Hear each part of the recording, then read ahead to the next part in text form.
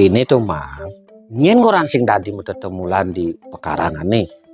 mula tabieu nu mula gedang bayam nyen orang sing tadi mah dadi kadang etar ngomong nu mula tabieu Kini pekarangan nih caca singalah tanah tak bede aca jumplekana akebatan tikah Pak Jero. oh gitu adene yen tabieu dadi selindeu dadi mah dadi dereka ngaun paguan dadi dalur keramiknya tadi tuh mulu dot di tembok ya menyaman dia tabian itu bi masih itu cangkal anak yang orang sing tadi kan kini nah adalah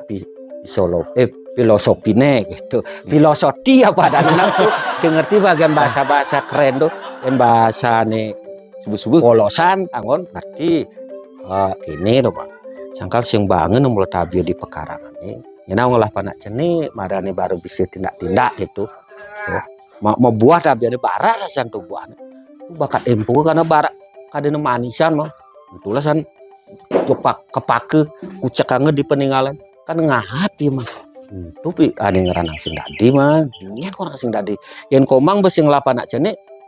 makin jagan pekarangan dadi jang sing dadi sing cuma beli tabiat cara jadi mahal bisa ji 1 kilo do coba membuah nang apikul led wih jong kita ngadep kaya ada nama bungkos gitu tuh solusinya mah kini bin Pak Jero menemula gedang itu konya laki orang angon penyelegan lea nih sekennya Pak Jero masa sampai di pekarangan nih lea kenyeleleng pengen ngorah serem gati satu orang lelek lea wai ngangon jukut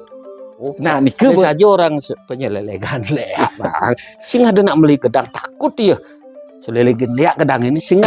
payu nah gitu maksudnya sing ada gitu cuma ya nemu gedang di pekarangan nih ini ada selat tembok atau hancur yang gedang kepo ken banjaran ini sing bang ide boy